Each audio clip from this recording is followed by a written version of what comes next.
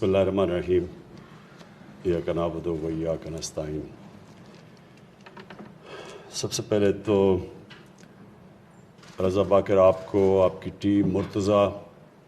आप सबको मैं आज मुबारक देता हूँ कि आपने एक बड़ा लैंडमार्क क्रॉस किया ये रोशन डिजिटल अकाउंट में, कि आपने $1 अरब इन अकाउंट्स में आपकी ये जो स्कीम है इसने कामयाबी से इतनी ज़्यादा अचीवमेंट की। मैं आपको मुबारक देता हूँ। ये जो आपकी नई और इसको आगे बढ़ाने के लिए और ओवरसीज़ पाकिस्तानी इसकी पार्टिसिपेशन बढ़ाने के लिए जो आपने 2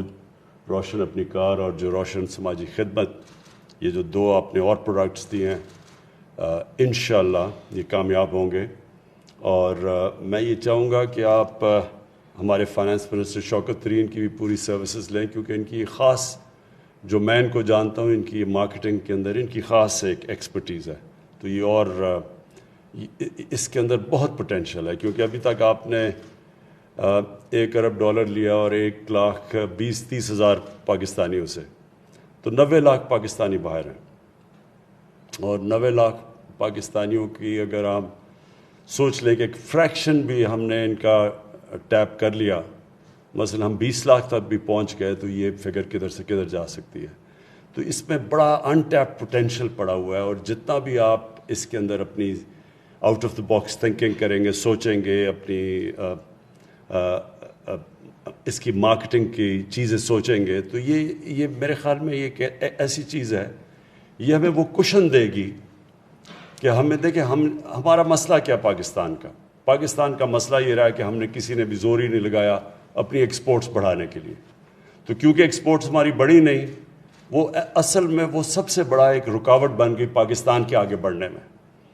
होता क्या था कि हमारी जैसी ग्रोथ रेट बढ़नी शुरू होती थी, वो जाके प्रेशर पड़ना शुरू हो जाता था हमारे करंट अकाउंट के ऊपर। वो जैसे ही वो डेफिसिट के ऊपर जाना शुरू होता था, सारी जो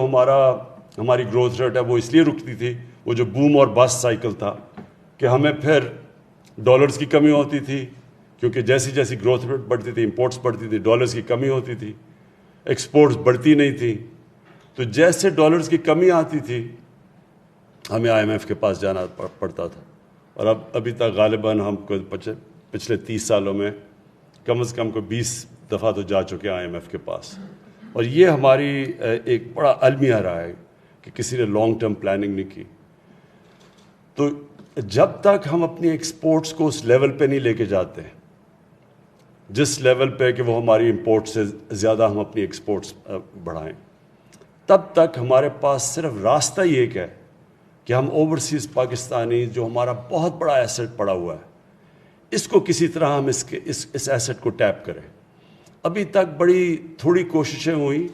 और शौकत तरीन जब पहली दफ़ा फाइनेंस मिनिस्टर थे, तो पहली दफ़ा इन्होंने रेमिटेंसेस के ऊपर कोशिश की, किसी तरह ज़्यादा हम रेमिटेंसेस ओवरसीज़ पाकिस्तानी की लेके आए।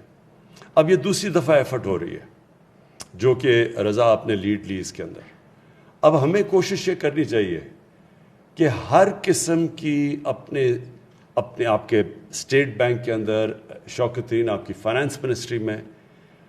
हमारी इकोनॉमिक पूरी एडवाइजरी टीम बैठी हुई है, हमें सारा वक्त ब्रेनस्टॉर्मिंग करनी चाहिए कि हम जब तक हमारी एक्सपोर्ट्स नहीं बढ़ती, हम किस तरह वो गैप इंक्रीज़ करेंगे, वो फिल करेंगे, वो गैप कैसे फिल करेंगे अपने ओवरसीज़ पाकिस्तानीज़ की रेमिटेंसेस से। आपने जो बात की, हमारी इस वक्त हमने जो इंसेंटिवाइज किया अपने कंस्ट्रक्शन सेक्टर को और लो कॉस्ट हाउसिंग को, अब ये आहिस्ता आहिस्ता पिक कर रही हैं। जिस तरह आपने ठीक एक बात कही कि हमारे बैंक्स को अभी तक आदत नहीं है, वो जो बैंक से फाइनेंस करवाना चाहता है अपना घर, वो जो छोटे लोग हैं, जो वो क्लास है जिसके पास आज तक कभी किसी को कर्जे मिले नहीं बैंक से, तो उसके लिए आहिस्ता आहिस्ता बैंक्स को अपने स्टाफ को ट्रेनिंग करनी पड़ेगी इनको सर्विस करने के लिए। और जैसे जैसे हमारी कंस्ट्रक्शन में माशाल्लाह बहुत बड़ी बूम आ रही है, तो जैसे जैसे हमारी कंस्ट्रक्शन बढ़ती जाएगी, हाउसिंग की डिमांड बढ़ती जाएगी, हाउसिंग के अंदर زیادہ زیادہ لوگ پیسے لگانا شروع ہو جائیں گے تو ہمارا پریشر پڑے گا جا کے کرنٹ اکاؤنٹ کے اوپر، اور ہماری امپورٹس بڑھیں گی، اور جب وہاں پریشر پڑے گا امپورٹس بڑھنے سے تو ہمیں وہ پیریڈ کے اندر بہت ضروری ہے کہ ہم اوورسیز پاکستانیز کو ٹیپ کریں۔ اس میں ابھی بھی ہم ماشاء اللہ ہم نے پچھلے 1 سال میں ریکارڈ ریمیٹنسز آئی ہیں اوورسیز پاکستانی سے، سارے پچھلے ریکارڈز ٹوٹ چکے ہیں، لیکن یہ بھی جس طرح ورڈ وہ ایکسپریشن استعمال کرتے ہیں ٹپ آف دی آئس برگ، یہ بہت ابھی تھوڑی سی ہے جو کہ ہم ان کو ٹیپ کر سکتے ہیں۔ اور یہ وہ پھر سے میں وہ کہتا ہوں کہ وہ جب تک ہماری ایکسپورٹس اس لیول پہ نہیں پہنچتی تو یہ ایک ایریا ہے جو یہ اس گیپ کو فل کرے گا۔ تو اس لیے جتنا بھی آپ اس کے اوپر انوویٹ کریں گے، سوچیں گے، اس میں برین سٹارمنگ کریں گے، اور اس سب سے بڑے پوٹینشیل کو ٹیپ کرنے کے لیے اتنا ہمارے لیے آسانیاں پیدا ہوتی رہیں، ہمیں وہ کرنچ نہیں آئے گا جو کہ ہمیشہ آ جاتا ہے کرنٹ اکاؤنٹ کے اندر جب ہمارا وہ ڈیفیسٹ پہ چلا جاتا ہے۔ اور ہم سب جانتے ہیں کہ جب آپ کا کرنٹ اکاؤنٹ ڈیفیسٹ میں جاتا ہے تو سب سے بڑا پرابلم ہمیں یہ آتا ہے، ہمارے روپے پہ پریشر پڑنا شروع ہو جاتا ہے، اور جب روپے پہ پریشر پڑتا ہے تو سب کچھ ہماری جو گروتھ ریٹ ہے سب افیکٹ ہو جاتی ہے، جس میں جو ایک چیز افیکٹ ہوتی ہے انویسٹمنٹ، فارن انویسٹمنٹ، کیونکہ جب لوگوں کو یہ انسرٹنٹی ہو جاتی ہے کہ روپے کی اسٹیبلٹی نہیں ہے تو وہ جو باہر سے جو لوگ انویسٹ کرنا چاہتے ہیں وہ پھر ان کے لیے آسان ہوتا ہے، اگر انہوں نے ڈالر میں پیسہ رکھ لیا ان کو کیا ضرورت پڑی انویسٹ کرنے کے لیے، تو وہ پھر ساری ہماری فیوچر گروتھ ریٹ، ملک کا فیوچر اکانومی کی گروتھ وہ سب افیکٹ ہو جاتی ہے۔ تو اس لیے یہ روشن ڈیجیٹل بڑا امپورٹنٹ ہے ہمارے لیے۔ بینکس کی ابھی تک جس طرح کی وہ ہمارے ساتھ چلے ہیں، میں ان کا خاص آج ان کو اپریشیٹ کرنا چاہتا ہوں، خراج تحسین پیش کرنا چاہتا ہوں کہ ہاؤسنگ میں بھی وہ کنیکٹڈ ہے، ہاؤسنگ میں بھی بینکس کی ہمارا رول بہت بڑا ہمیں چاہیے، اور دوسرا یہ جو اٹریکٹ کرتے ہیں ہم اوورسیز پاکستانیز کی ریمیٹنسز میں، اس میں بھی بہت بڑا چاہیے۔ میں آخر میں صرف ایک چیز کہنا چاہتا ہوں کہ ہمارا جو ایسٹ ہے، جو لوگوں نے اس ملک کی اکانومی کو افلوٹ رکھا ہے، جو بچا کے رکھا ہوا ہے، وہ ہے ہمارے اوورسیز پاکستانی، اور اسپیشلی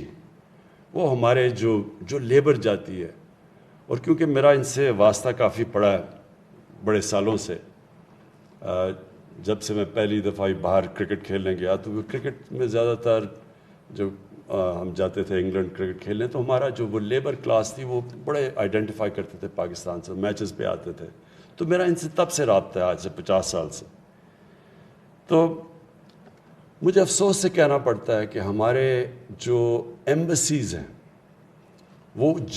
جس طرح ان کو اپریشیٹ کرنا چاہیے ان محنت کش لوگوں کو جو خون پسینہ ایک کرتے ہیں، اور مجھے تو پتہ ہے کہ بیچارے کئی دفعہ 12 گھنٹے کام کرتے ہیں، ایکسٹرا شفٹس لگاتے ہیں، پیسے بچا کے اپنی فیملیز کو بھیجتے ہیں، اور 6 8 ایک کمرے کے اندر رہتے ہیں، اور جس طرح میں نے ان کو دیکھا ہوا ہے تو یہ بہت ہمارے اسپیشل لوگ ہیں اس ملک کے۔ ایک تو ہم ان کو نوکریاں نہیں دے سکتے، اپنی فیملی سے دور ہوتے ہیں اور بڑے مہینے دور رہتے ہیں، اور کئی دفعہ سال دور رہتے ہیں اپنی فیملی سے، پھر وہ محنت کرتے ہیں، اصل خون پسینہ ایک کر کے وہ پیسہ بچا کے بھیجتے ہیں، اور وہی ریمیٹنسز آج ہمیں پاکستان کو چلا رہی ہیں۔ تو میں آج اسی پلیٹ فارم سے اپنی ایمبیسیز کو ایک پیغام دینا چاہتا ہوں جو باہر ہیں، کہ آپ کی جو سب سے امپورٹنٹ ڈیوٹی ہے وہ ان کا دھیان رکھنا ہے، جو ہماری پاکستان کی لیبر وہاں کام کر رہی ہے، جو مزدور طبقہ ہے، جو پیسے والے لوگ ہیں ان کے لیے تو پھر بھی اتنے پرابلمز نہیں ہوتے۔ مجھے پتہ چلا کہ سعودی عربیہ کے اندر ہماری ایمبیسی نے جو ان کو سروس دینی چاہیے تھی، جو ان کا دھیان رکھنا چاہیے تھا ہمارے سعودی عربیہ میں لیبر کو، وہ انہوں نے نہیں دیا۔ میں نے کل پوری اس کے اوپر فل سکیل انکوائری بنائی ہے، ایمبیسڈر کے اوپر پوری میں انکوائری کروا رہا ہوں. میں زیادہ سٹاف وہاں واپس بلوا رہا ہوں پاکستان. اور جب یہ انکوائری کے رزلٹس آئیں گے تو جو ذمہ دار ہیں جنہوں نے مس ٹریٹ کیا ہمارے لیبر کو اور جو ان کا کام ہے سب سے بڑا, ان سب کے خلاف میں ایکشن لوں گا. ایک ہم ان کی مثال بنائیں گے کہ یہ ان کا جو سب سے بڑا کام ہے ان کی مدد کرنا, بجائے مدد کرنے کے مجھے یہ بھی رپورٹس آئی ہیں کہ ان سے پیسے لیے جاتے تھے. تو یہ میں آج صرف اس لیے کہہ رہا ہوں کہ اس میں پوری انویسٹیگیشن اب ہو رہی ہے, بڑی ہائی پاورڈ انویسٹیگیشن ہو رہی ہے, اور جن لوگوں نے ہماری لیبر کو سے ایکسٹارٹ کیا, مسٹریٹ کیا, اپنا کام نہیں کیا, ان کے اوپر ہم ایک مثالی سزائیں دیں گے ان کو. پھر سے میں آپ کو رضا باقر, آپ کو, آپ کی ٹیم, مرتضیٰ, مجھے پتہ مرتضیٰ نے بڑا زبردست کام کر رہا ہے, میں اس کو بھی میں آج ایکنالج کرنا چاہتا ہوں. اور میں یہ امید رکھتا ہوں کہ آپ اسی طرح جس طرح آپ out of the box thinking کر رہے ہیں اور سوچ رہے ہیں اور انوویٹ کر رہے ہیں اور نئے طریقے کر رہے ہیں, کیونکہ یہ بہت بڑا 90 لاکھ پاکستانی اوورسیز بہت بڑا ایسٹ ہمارا بیٹھا ہوا ہے باہر, اور اس کو ہم نے ابھی کوشش, جس طرح میں نے کہا, جب تک ایکسپورٹس نہیں بڑھتی, اس ہم نے اپنے بڑے اثاثے کو صحیح معنی میں ٹیپ کرنا ہے. بہت بہت شکریہ.